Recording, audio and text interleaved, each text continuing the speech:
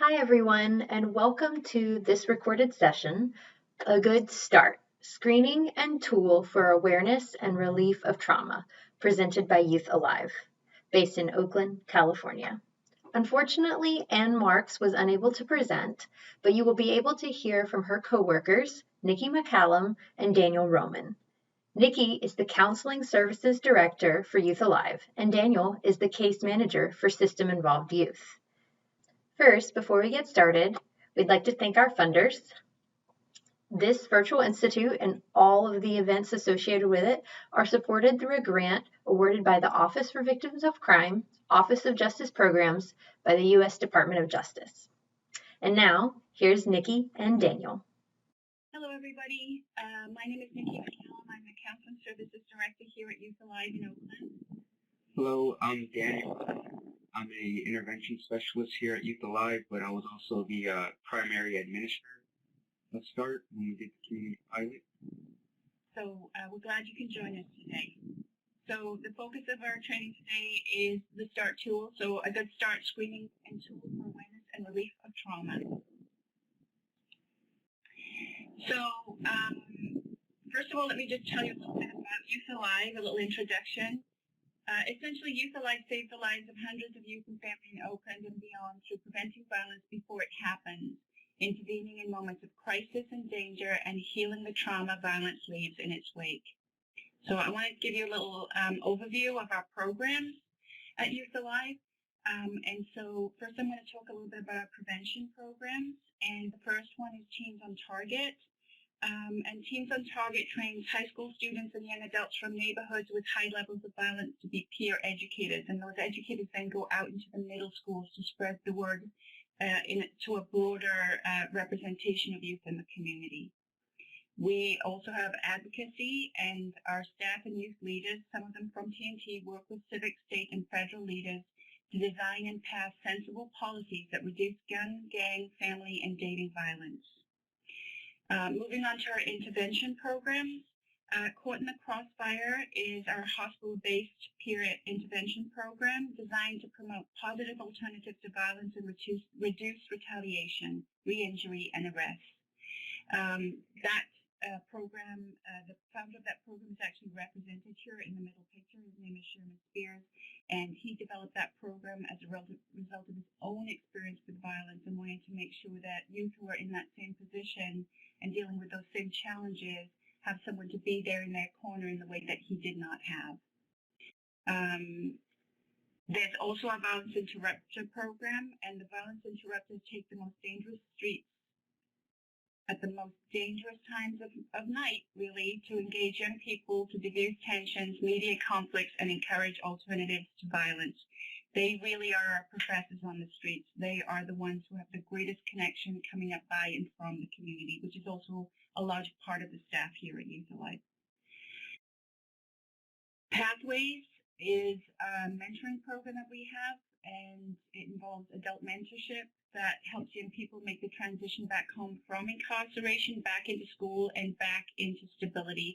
It also supports youth who may be identified as at risk for potential involvement with the juvenile justice system. Now I'm going to move on to our healing programs. Gaddafi Washington Project provides critical response to family and friends of homicide victims in order to prevent retaliation and promote healing counseling services. That program was founded by the woman that you can see here under healing, that's Marilyn Harris, and she founded this program in the name of her son, Gaddafi Washington, who was lost to community violence here in Oakland. In addition to the Gaddafi Washington Project, we have counseling services that are trauma-informed, healing-centered, community-based, and support all of our programs. The last in our group of healing programs that we offer is START, the Screening and Tool for Awareness and Relief of Trauma. START is a tool we developed with a group of young men recovering from their own gunshot wounds to help identify and address otherwise neglected symptoms of trauma. Okay, so basically START kind of began as a research project with our close partners at Drexel University Center for Nonviolence and Social Justice, specifically with Drs. John Rich and Ted Corbin. And when we started this research project, we kind of started with, okay, well, what do we know? For one, we know that for young people of color in the U.S., they're exposed to violence and trauma at higher rates than youth in general. We know that for young people of color, there's a disparity in access to health care, appropriate diagnosis, and accessible treatment. And we also know that even if you don't have technically PTSD, you can still have trauma symptoms that, disrupt you. So with this research project, we kind of wanted to address these issues, but also kind of figure out, okay, well, what works to address these issues. But we also wanted to kind of incorporate the knowledge of the people we serve to figure out what works to address these issues. So that was kind of the thinking going into this research project. And, obviously, aside from all that, we really just kind of wanted to create like a practical application of trauma-informed care, meaning we wanted a tool of care that involved understanding, recognizing, and responding to the effects of all types of trauma.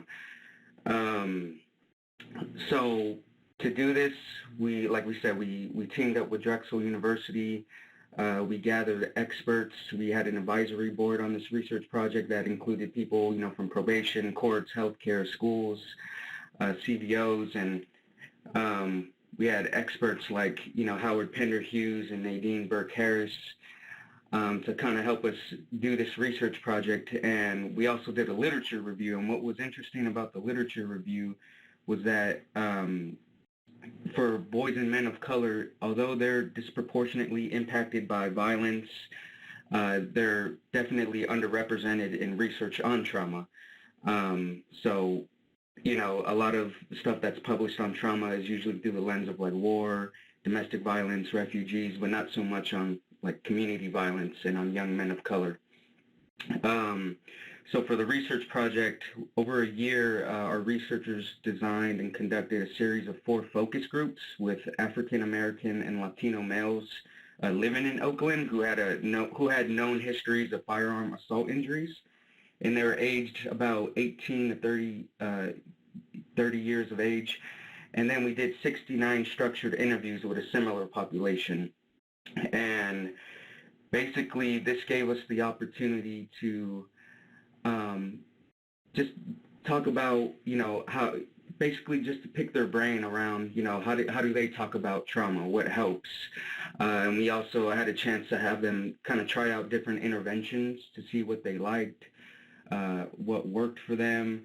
So, based on this research project, this really helped us kind of, build, start, and decide on, the types of trauma symptoms we wanted to address. And in general, we just got a better understanding of what type of interventions work best too for this population. And, that's basically where START came from. So after that, that's when we launched the community pilot. And with that, we partnered with local organizations here in Oakland to pilot START, and that's where we were kind of able to see, like, what if it was effective, and how was it effective. So that was for the community pilot, and that lasted about 2 years, maybe 2.5 years. And then in 2018, we did the website launch. And that's where we created the Start to Heal website where people can go on and kind of just see what the work we were doing and check out the interventions we offered. So that was in 2018. And also in that year, we published 3 briefs on START that people can access and kind of learn more about the tool. So I think the next slide, yeah. Yeah, okay. Moving on. Yeah, so there's 3 briefs. They're called the Healing in Color Action Briefs, and all 3 of these, like I said earlier, kind of just explain the beginnings of START in that research project we started with in the beginning, and then START itself. And these 3 briefs can actually be found on the START website, and again, that's starttoheal.org. And you can also access it through youthalive.org as well.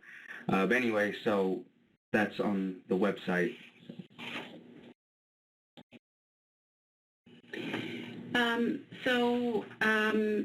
START itself was born out of our deep conviction that boys and young men of color who have experienced lifelong stress deserve to feel better and have tools to deal with their daily stresses and traumas. We don't say it's a cure for trauma, but START is instead a way to ease the suffering of boys and young men of color who have been impacted by violent trauma, either personally or within their communities. That's where the tool was initially designed, but the tool very much is of use to any person who has experienced the same kind of trauma experience. START provides a way for you to ease the psychological pain of trauma that's often with them constantly.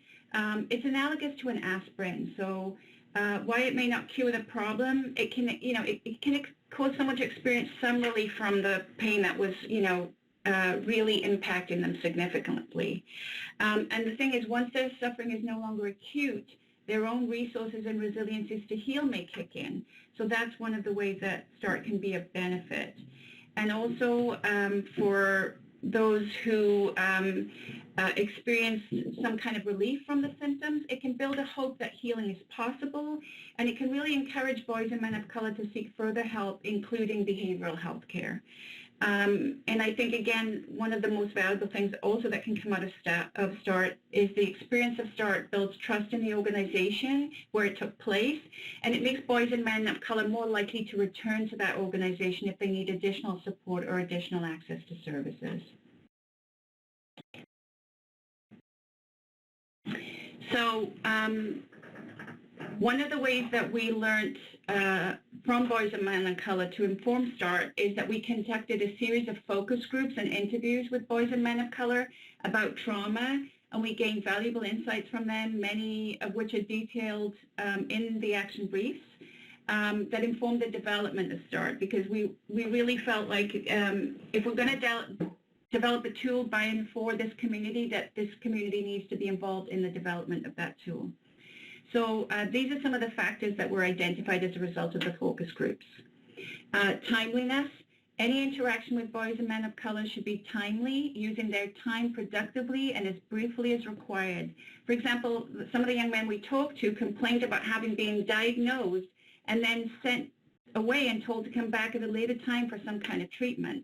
So it was really essential to our design of this intervention that boys and men of color walk away from START with tangible tools they can use, useful tools they can use right away.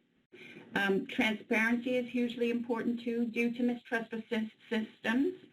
Based on historical and personal experiences of mistreatment, many interactions with boys and men of color should be as transparent as possible about what will and is happening and being recorded. In START, participants are told what is happening and why. That's such an important thing for them to be invited and be a part of that process.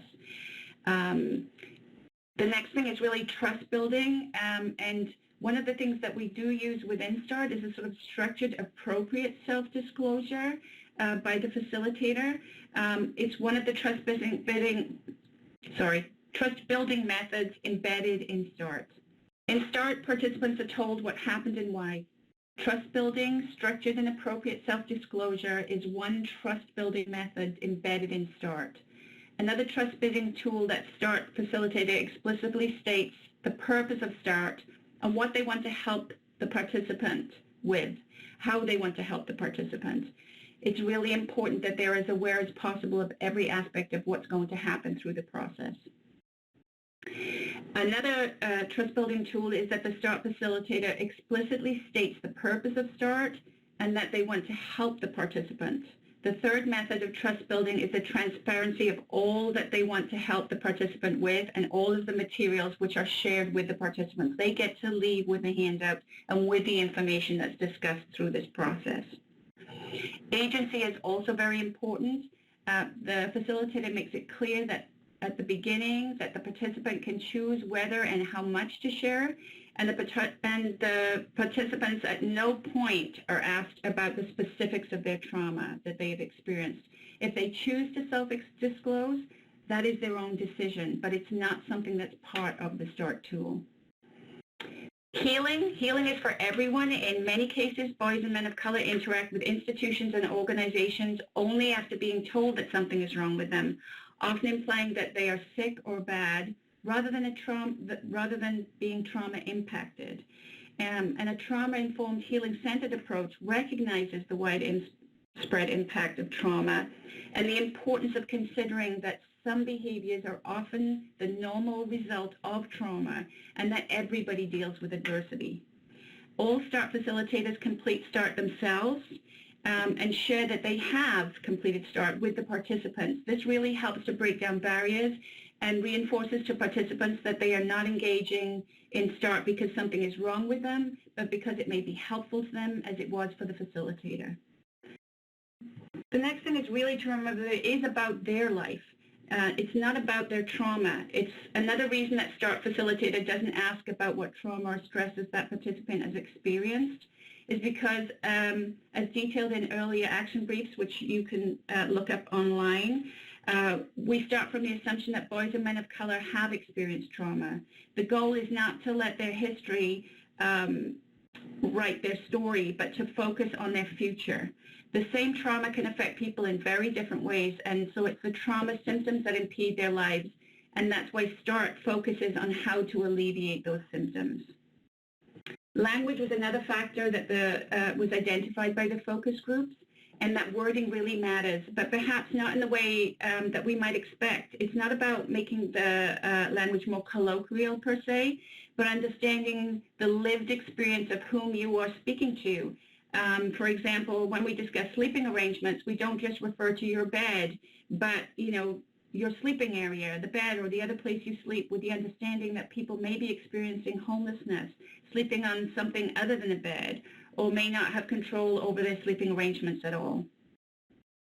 Multiple reinforcement is really also important. Even though START and every part of START is written down, the facilitator reads it out loud to account for any varying levels of literacy that may be a factor for participants, and also because trauma inhibits the ability to focus and retain information. We do not rely on the participants retaining the information. They leave with the material in their hands, both printed and with access to the website, so that they have a concrete means of taking what they've learned away with them. And the last thing is really about being strengths-based. We assume that everyone has inherent coping skills, and in fact, given the sheer vastness and complexity of the stresses and trauma most boys and men of color face, their resilience is really remarkable. And START builds on the coping skills, support networks, and healing practices that boys and men of color come with. Okay, all right. Okay, so how does START work? So START was inspired by this thing called SBIRT, and that's the Screening, Brief Intervention, and Referral to Treatment tool. And that tool is a tool used to kind of reduce the association between trauma and poor health outcomes, specifically in regard to like alcohol and substance abuse. So START was kind of modeled off that tool. And in general, START basically requires a 15 to 30 minute structured conversation. And at the end of that structured conversation, participants leave with basically a better understanding of trauma symptoms. And they also leave with up to 4 tools that the particular person can use discreetly whenever feeling, stressed, overwhelmed, disconnected, or unable to focus. START was designed to use for use in community-based organizations, health clinics, schools, and other organizations and institutions that serve boys and men of color on a regular basis. And it's important to note that while it was developed with, by, and for boys and men of color, the tool itself is developmentally appropriate for people of all races and genders who are over 14 years old. So that's, definitely important to note. And the START conversations themselves, the 15 to 30 minute structured conversations, they're designed to be conducted by trained staff members in a private one-on-one setting. But it's also important to note, too, that the START facilitator, the one that's actually administering START, that person doesn't necessarily need to have any formal mental health training. You just need to be trained on how to, administer it. So that's really important to note as well. So, like I said, it's a 15 to 30-minute structured conversation. At the end of that, participants leave with up to 4 tools in hand. And part of START, too, is that we give a copy of everything we go over to the participants. So from the screening questions we ask them to the intervention tools we go over, everything we share with the participants, and that's to just kind of ensure that the participants don't feel that any information about what they say or what they're doing is hidden from them. And this is just kind of plays into that whole transparency thing, which is really a big part of START for sure. And also, like I mentioned, the START facilitator doesn't need, like I said, doesn't need any formal mental health training. But all START facilitators who do the training and, get ready to do it, they must complete START themselves before they can ever, conduct a session.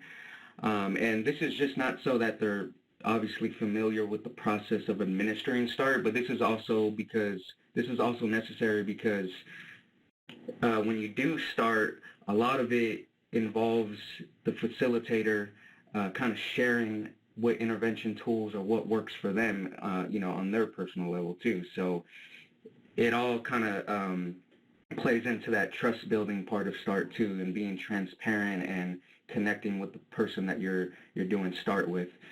And so people who facilitate START have to do it themselves first, and it just helps with the whole process. So let's move on.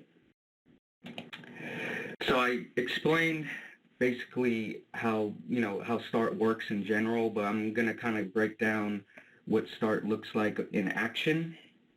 So START basically begins with a 6-question screening that aims to kind of identify the ways individuals experience their trauma symptoms.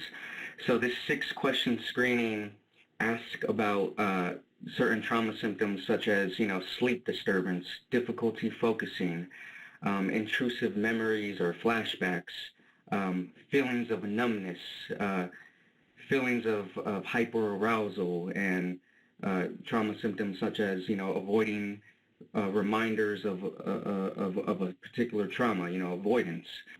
So this 6-question screening, like I said, just aims to, like I said before, aims to address the ways the participants experience their trauma symptoms. And like I said, the 6 trauma symptoms that are asked about include, again, sleep disturbance, difficulty focusing, intrusive memories, numbness, hyperarousal, and avoidance. So based on how participants answer these questions, that then tells the facilitator what sort of interventions they need to go over with the participant. So obviously, if the participant says, yes, they're having trouble with sleeping, then the intervention tool we're going to go over with them is, tips on getting better sleep. So we're going to go over a handout that goes over all different types of strategies to get better sleep and things they can do. If the participant says they have trouble with focusing, we're going to go over all the interventions that relate to, trouble with focusing. So, just to kind of summarize again, based on how they answer these questions, that then tells us what specific intervention tools we're going to go over. But it's also important to note that, you do the screening and then the interventions, but all START participants, regardless of how they answered the questions in the screening, all of them receive a brief psychoeducation piece on common trauma symptoms. So whether they said no to all the questions we asked them in the screening or whether they said yes to all of them, regardless, they're getting this brief psychoeducation piece on common trauma symptoms. And this piece is basically just a list of common trauma symptoms that you go over with the participant just to kind of inform them and give them knowledge about all the different experiences they may be going through after a traumatic event. So some of the things we talk about include, things like difficulty focusing or excessive bouts of anger or negative thoughts about the world. So again, this is just a list we go through just to kind of inform them and let them know that, if they are going through any of these things, that, it's normal and, it's part of the process of dealing with a traumatic event or series of events, and, it's nothing to be ashamed of. So that piece, again, we give to everyone. So there's the screening, the psychoeducation piece, and then the interventions. And just one last note on the intervention tools. All of the intervention tools are designed to be used discreetly and can be done at the young person's own place, anywhere they feel comfortable.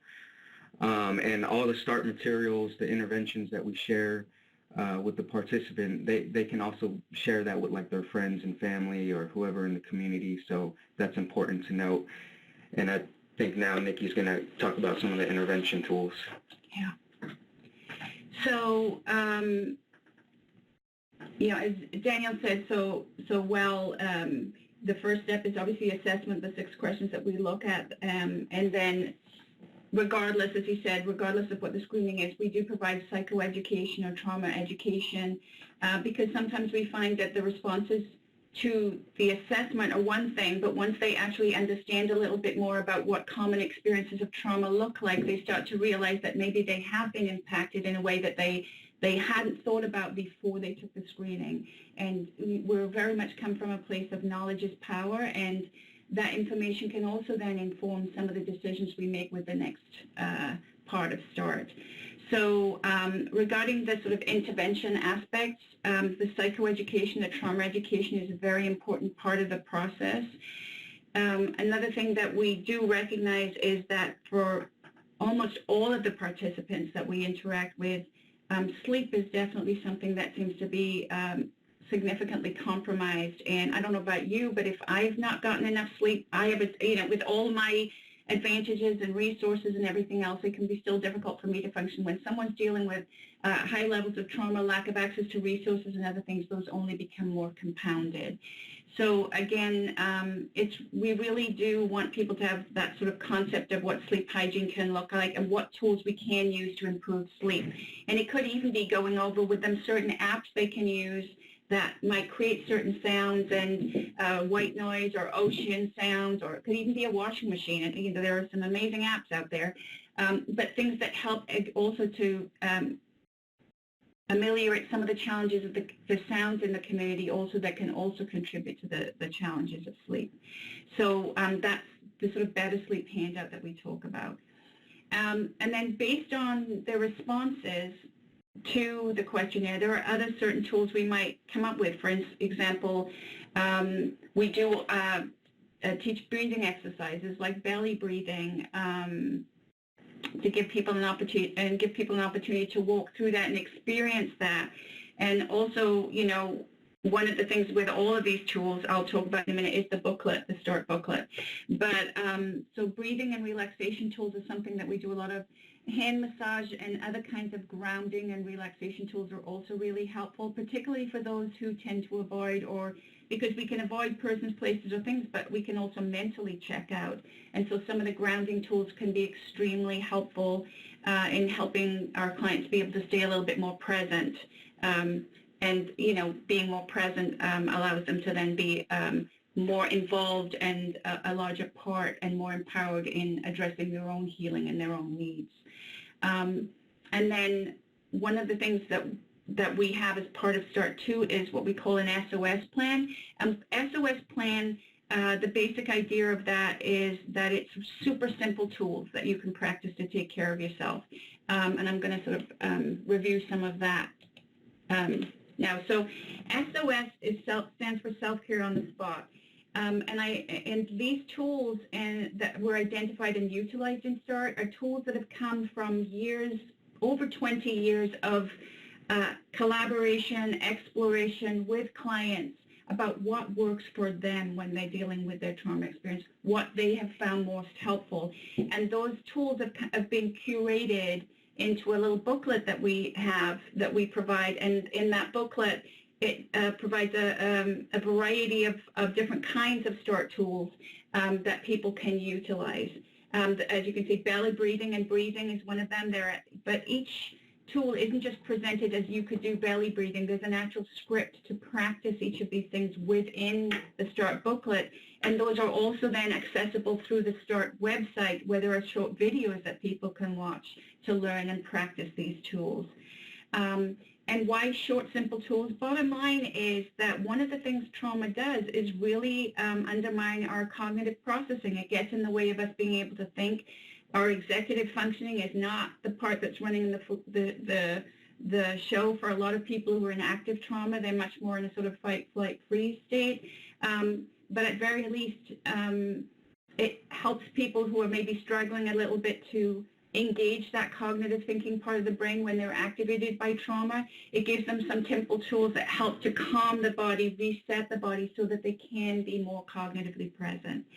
And as I said, these are short, simple tools. I mentioned the breathing. We do simple relaxation. And, you know, for me, my goal is to be as relaxed as this little squirrel here. But we provide scripts of progressive relaxation exercises and different tools that can be utilized. We talk about physical activity, which could involve, it certainly could involve stretching. It could, again, short, simple tools. If a participant's ever done martial arts or being dance or yoga or some other form of movement, you also want to then use that as an opportunity to invite in what they've done that already works.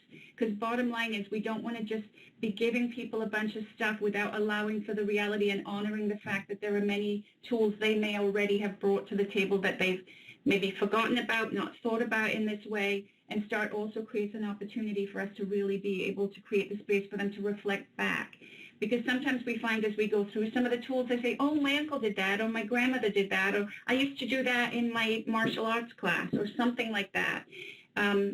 So again, as we're looking at these tools, it's a collaborative process. It's not about us saying, here are 5 things you have to do. It's about us saying, here's a whole plethora of different things, though I wouldn't say plethora. Here's a whole range of different things that you could use.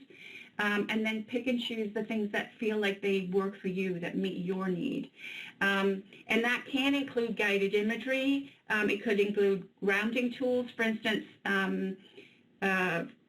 some clients have been heard before that it can be helpful to hold a stress ball or do something else like that that helps them ground. But they find that some of the things that have been recommended to them are difficult for them to actually use in reality and in the community.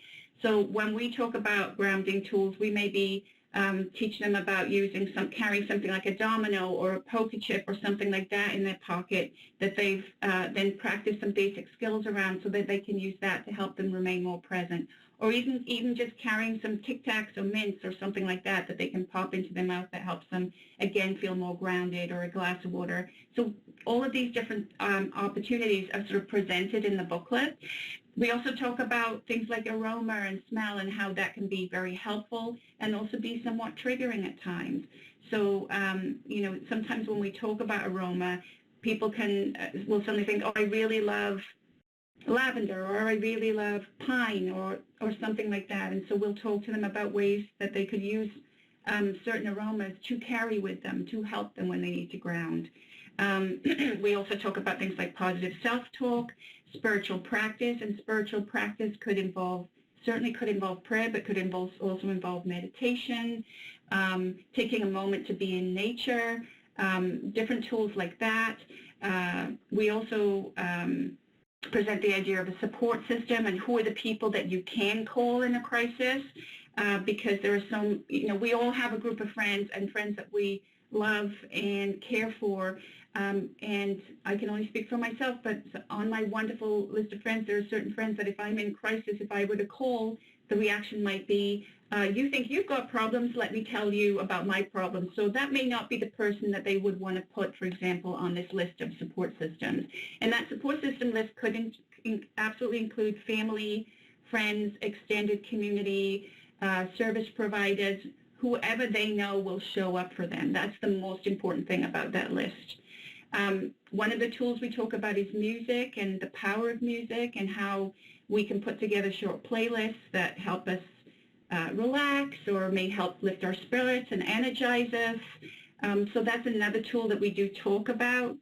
We also talk about photographs and how you might be able to use those. That's the beauty of a smartphone. You can put a music playlist together, or you can put a picture of your family that grounds you, or a place that you love, or something that makes you laugh and lift your spirits on your phone. So those are just some of the tools. And bottom line, anything that helps and works for them. Anything from their indigenous practice, from their culture, from anything like that could be a useful tool to them. And when we complete that and we talk about the idea of creating a list of at least 5 simple tools that they can draw on and practice so that they can use them when they need to, we give them a booklet with all of those tools in it. And it's a booklet they can literally fold up and stick in their back pocket if they need to. But we're also conscious that when trauma fragments us and makes it hard for us to concentrate and focus, we can lose the booklet, which is, again, why the STARTS website is so helpful, because people can literally go in and create their own account. And I'll let Daniel talk about that more in a little bit. All right.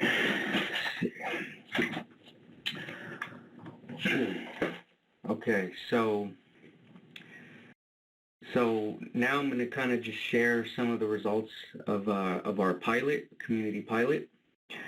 So on this slide, the 302 participants, so that accounts for all the people we were able to reach initially with START and do the screening and give them interventions. We were able to reach a total of 302 participants. And during this community pilot, we were also doing follow-up surveys. So these follow-up surveys occurred about 30 to 45 days later from the initial START screening. And basically it was a chance for us to kind of check in, ask additional questions, as well as ask them the same questions we asked in the initial screening. So for the follow-up surveys, we were able to reach 200 participants. So let me move on. Oh, and then popular tips and tools. One of the things that Daniel identified through his work, and we just wanted to mention that at this point, is the most popular tips and tools that were identified by the clients, and it just happened that the breathing, the trauma education, and the better sleep were commonly the ones that were identified as super helpful. Yeah, definitely. And yeah, like in my experience, these were definitely some of the popular intervention tools and tools that a lot of the participants found most helpful. One of them I kind of want to just talk about was the psychoeducation piece on common trauma symptoms. That was definitely useful because, I mean, for one, not only are you kind of just giving them information on how trauma can work, but 9 times out of 10, the response I got after going through this piece was that a lot of these participants experienced a lot of the stuff we talked about on that list, but they just didn't have a name for it. So when we went over the piece and kind of talked about these types of trauma symptoms, a lot of them would tell me like, oh, that's something I've gone through, for most of my life. I just didn't know what to call it, So being able to put a name to that experience is definitely powerful and cathartic for a lot of them who go through it. So yeah, that was definitely helpful for sure. And yeah, so I'll move on. Great. So so this part of the data. So this is the kind of the demographics part. So this accounts for the 302 participants we were able to initially reach and do the START session with. So as you can see, a large portion of the people we reached were African American and Hispanic, Latino, and it should also be noted too that about 66% of these 302 participants, 66% of them were males or identified as males, and about 34% of them identified as females. So that's important to know as well. So yeah, so this kind of just maps out the population and the demographics of the people we were able to initially reach. Let me move on. So this slide, again, accounts for the 302 people we initially reached. So this kind of maps out the number of symptoms that were reported by the 302 people we reached. So as you can see, 95% of them had at least one trauma symptom. 60% of them had between 4 and 6 trauma symptoms. So again, the 6 trauma symptoms that were screened for and START included difficulty focusing, hyperarousal, sleep issues, re-experiencing, dissociation, and avoidance. So, you know, when we say 95% had at least one trauma symptom, one of them, you know, the trauma symptom could have been any one of these, you know, difficulty focusing, hyperarousal, sleep issues, any one of those. But yeah, so we kind of just break down just the total responses and number of symptoms they had. So as you can see, you know, 26% of participants reported having all 6 of those trauma symptoms that we screened for. 16% reported having at least 5 trauma symptoms of the 6 trauma symptoms we screened for. So, you know, as you can see, you know, a lot of them are definitely dealing with trauma symptoms on some level, and, you know, one of those that we screened for. So, so that was for the initial part. So now for the follow-up data, again, this occurred 30 to 45 days later from the initial START session that we did with them. And like I said earlier, this follow-up data, this was a chance for us to not only ask them the same questions we asked in the initial START session, but also to ask additional questions like, okay, did you use any of the exercises we went over, you know, any of the intervention tools we went over? Okay, if you did, you know, how often did you use them? Do you plan to keep using them? So this particular question, did you use any of the exercises learned? These were the responses from the people on the follow-up survey. So that 200 people, the 200 participants we were able to reach on the follow-up survey. So as you can see, 23% of them said they use the exercises we went over, you know, the intervention tools. They use them at least one time in that 30 to 45 day time frame.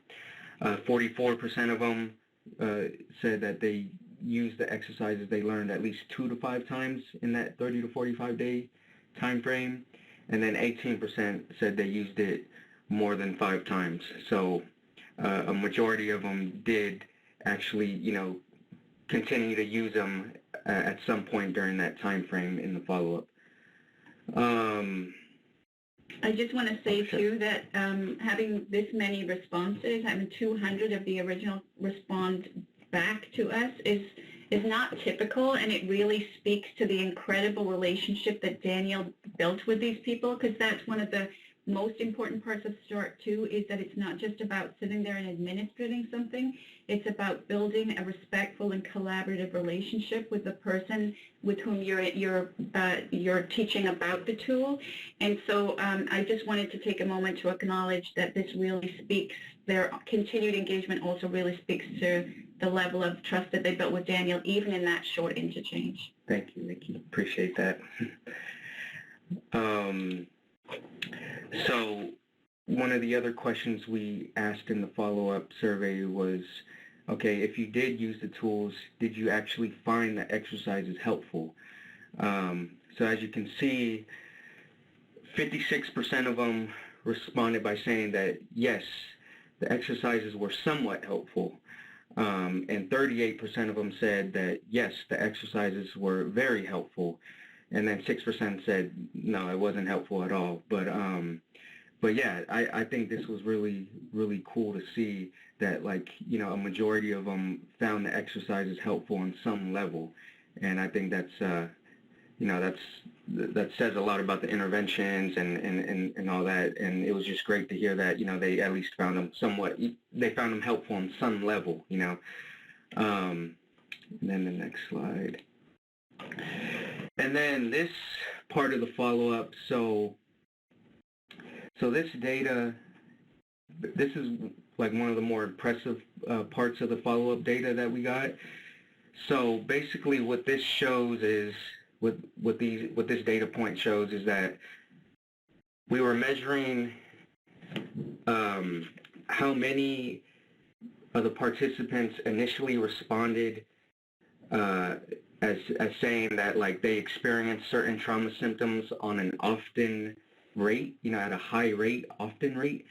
And then we compared it to how many of them reported saying that they responded to those same trauma symptoms at an often rate. So as you can see, the percentage of them that said that they experienced certain trauma symptoms at an often rate initially, that for each trauma symptom, that rate went down significantly. So for difficulty focusing, 17% of the participants said they, experienced difficulty focusing often. And then that percentage dropped down to 4%. So only 4% of the participants said they experienced difficulty focusing often. So that's a really big drop. For re-experiencing, that initial response of often was at 21%, and then that dropped down to 9% in the follow-up.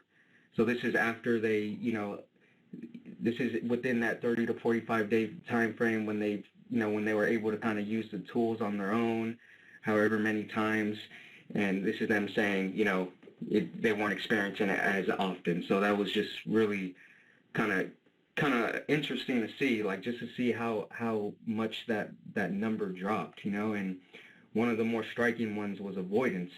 As you can see, 36% of the participants said they initially responded by saying they experienced avoidance often, and that number dropped down to 9% in the follow-up. So these data points were really interesting to see, and it was obviously like we were happy to see this as well, to see that these tools were helping in some way,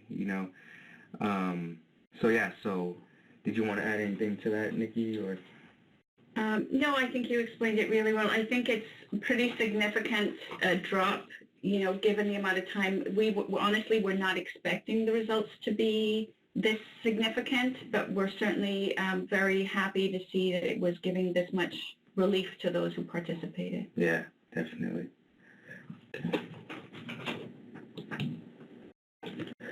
Okay, so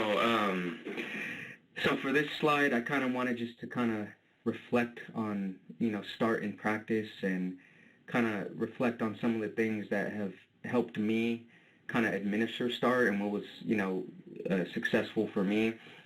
So like Nikki was saying earlier, the time you have with the participant when doing START is like very brief. Like I said earlier, usually START only lasts about, 15 to 30 minutes.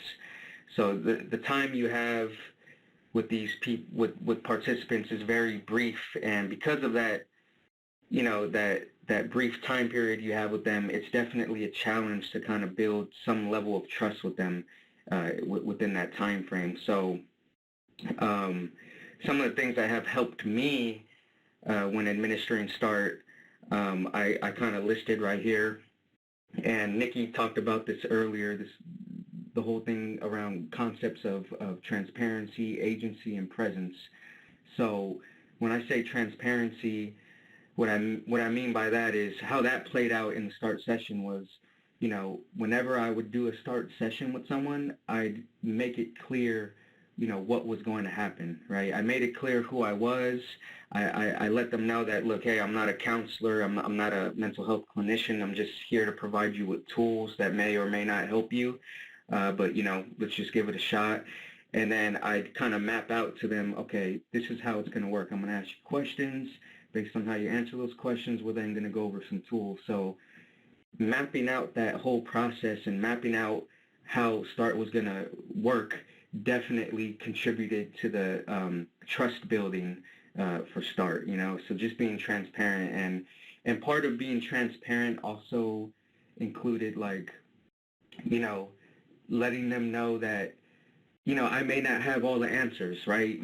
Like being transparent about that and honest about that, like, some of the things that may come up, if they have a question or concern and I can't answer it, I'm going to be honest about it, and if I can't answer it, then I'll find someone who can answer it, So just being honest and upfront about that initially definitely helped with administering START just in general. And then agency, what I mean by that is, just letting the participant know that they're in control, right? So, whenever I do START, I always let the participant know that, hey, this is completely voluntary. You're not obligated to do this. So at any point you're just not feeling it, you can totally just stop it, and it'd be no problem, no hard feelings. So giving them that agency, that options, giving them those options and giving them that power definitely helped with administering START and helped that trust building in that short amount of time.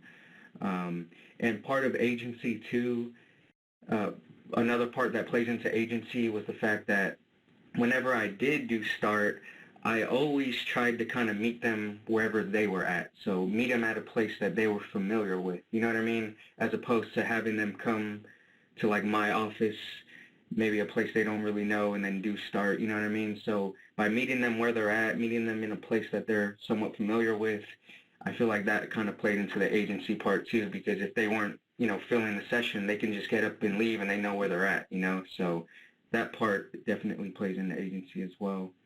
And then lastly, presence.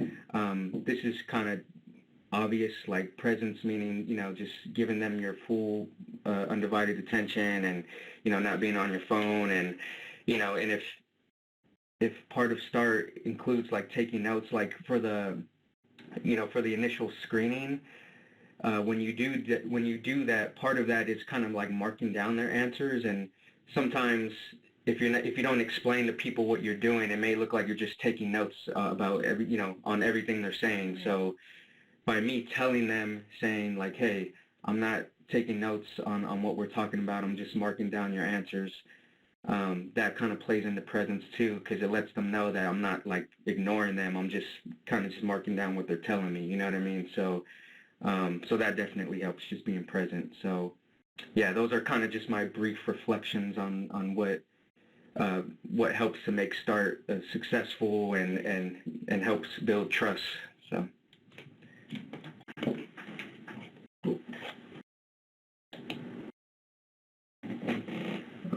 So next, it's like what now? What can you do next? So Danielle's going to review some things that you can do to help your community and consider using START in your community. Yeah. Okay, so 3 things that you can do to start to heal in your own community is, 1, definitely visit the Start to Heal website. And as you can see on the slide, that's the link right there, starttoheal.org. And you can visit that website to learn more about, the START tool itself, and check out some of the brief interventions for yourself as well. And part of the website too is that you can create your own account. So if you log on, you create your own account, you can start to build your own set of, a list of intervention tools that you want to work on for yourself. And we have like videos up there to kind of map out like how to do that and how that process works. And what's really cool about the website too is we have either like an instructional video or audio for every tool that we offer. So if you're interested in like deep breathing exercises, there's a video on the website that shows you how to specifically do it the way that we're showing you. So there's an instructional video on there, and there's also like a printout that you can download and print out for yourself and read off of if you're interested in doing it that way. So so definitely check that out just to kind of get a feel for START. The second thing you can do is read the Healing in Color action briefs available on starttoheal.org as well. So like I said earlier, those briefs kind of map out the beginnings of START and then, how we got to START and how START works. So if you want to learn a bit more on it, you could definitely check out those action briefs, which are on the website as well. And then another thing you can do is bring START to your organization. So START training and consultation is available for organizations who are interested in implementing START at their organization.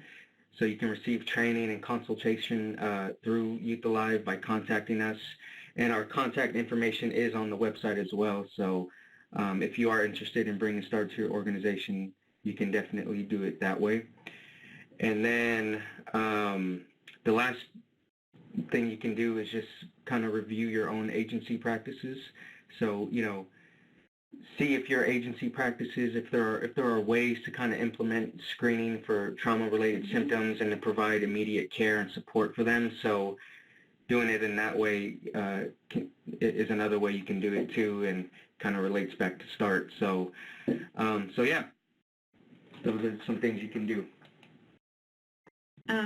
Just so you can see, this is a little information on the Start to Heal website. We actually have different pictures up, I think, on the cover right now, but this is the site. So again, please, we have it on more than one slide because we really want people to be able to access the information and take a look and see what it is that we do and what you could do too to bring healing to your community.